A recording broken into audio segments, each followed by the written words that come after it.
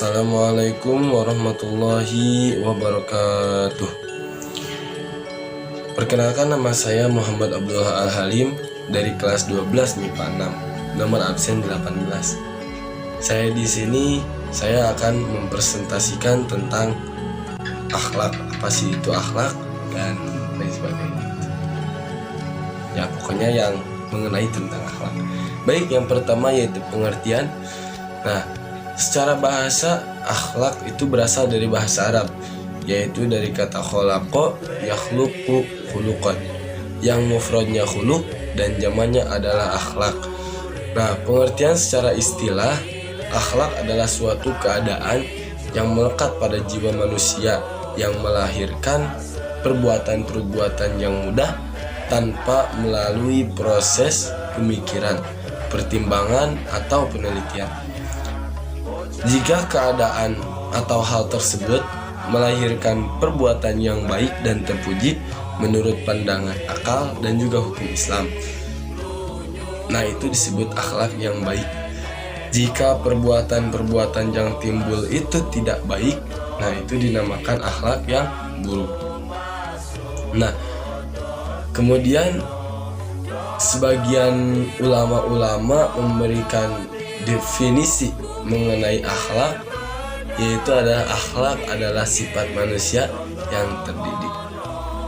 Nah, kenapa sih gitu kan?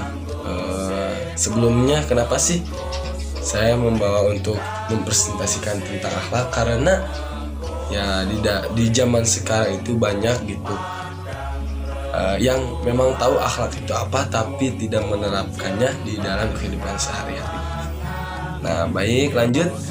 Akhlak adalah tujuan pokok pada ajaran Islam yang dibawa oleh baginda Nabi Muhammad SAW, yang diriwayatkan oleh Imam Ahmad dan Imam Baihaqi, yang berbunyi, innama buistu liutamima makarimal akhlak, yang artinya sesungguhnya aku diutus untuk menyempurnakan akhlak. Nah, jadi sangat malu gitu ya. Tujuan pokok dari ajaran Islam itu adalah yang dibawa oleh Kanjeng Nabi adalah untuk yang menyempurnakan akhlak agar mempunyai berakhlak lah gitu. Tapi sangat minim sekali gitu ya untuk zaman sekarang, sangat minim sekali akhlaknya gitu. Nah, lanjut. Perbuatan baru akan disebut berakhlak kalau terpenuhi beberapa syarat, dan diantaranya yaitu perbuatan itu dilakukan berulang-ulang. Kalau perbuatan itu dilakukan hanya sekali saja, maka tidak dapat disebut berakhlak. Misalnya, pada suatu saat orang yang jarang berderma tiba-tiba memberikan uang kepada orang lain karena alasan tertentu, seperti ya sekarang rada hampir pencoblosan ya gitulah pokoknya. Baik, lanjut ke yang tadi. Tindakan seperti ini tidak bisa disebut murah hati, berakhlak, dermawan, karena hal itu tidak melekat di dalam jiwanya. Yang kedua, perbuatan itu timbul mudah tanpa dipikirkan atau diteliti terlebih dahulu, sehingga benar-benar merupakan suatu kebiasaan. Jika perbuatan itu timbul karena terpaksa atau setelah dipikirkan dan dipertimbangkan secara matang, tidak disebut berakhlak. Nah, lanjut. Nah, macam-macam akhlak. Yang pertama ada akhlak terpuji, dan yang kedua ada akhlak tercela.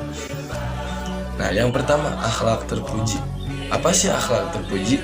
Nah, akhlak terpuji adalah sikap sederhana yang lurus, sikap sedang tidak berlebihan, baik perilaku, rendah hati, berilmu, beramal, jujur, tepat janji, istiqomah,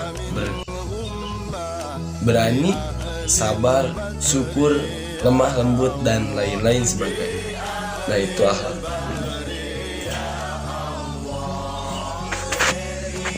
Nah, yang kedua akhlak tercela. Nah, apa sih itu akhlak tercela? Nah, akhlak tercela yaitu semua apa-apa yang telah jelas dilarang dan dibenci oleh Allah Subhanahu wa taala, yang merupakan segala perbuatan yang bertentangan dengan akhlak terpuji. Jadi apapun perbuatannya, kalau akhlak ini atau perbuatan itu tidak atau perbuatan tersebut bertentangan dengan akhlak terpuji, nah itu adalah akhlak tercela. Lanjut. Nah, terus bagaimana sih caranya supaya kita bisa menjadi manusia yang berakhlak? Nah, langsung diberitahukan oleh Allah Subhanahu wa taala dalam Quran surat Al-Ahzab ayat 12 yang berbunyi, a'udzubillahi minasyaitonirrajim, bismillahirrahmanirrahim. Laqad kana lakum fi rasulillahi uswatun hasanah, yang artinya sesungguhnya telah ada pada diri Rasulullah itu suri teladan yang baik bagimu. Nah, jadi kesimpulannya adalah kalau kita ingin bahagia dunia dan akhirat, maka turutlah Rasulullah SAW. Janganlah jauh daripada apa-apa yang telah diajarkan oleh Rasulullah SAW, karena kalau jauh itu akan membawa malapetaka dunia dan akhirat. Nah, jadi mudah-mudahan gitu ya. Baik, terima kasih karena sudah menyimak sedikit materi dari saya. Mudah-mudahan ada manfaatnya dan mudah-mudahan bisa memotivasi teman-teman semua, dan khususnya untuk saya dan umumnya untuk teman-teman semua. Baik, assalamualaikum warahmatullahi wabarakatuh.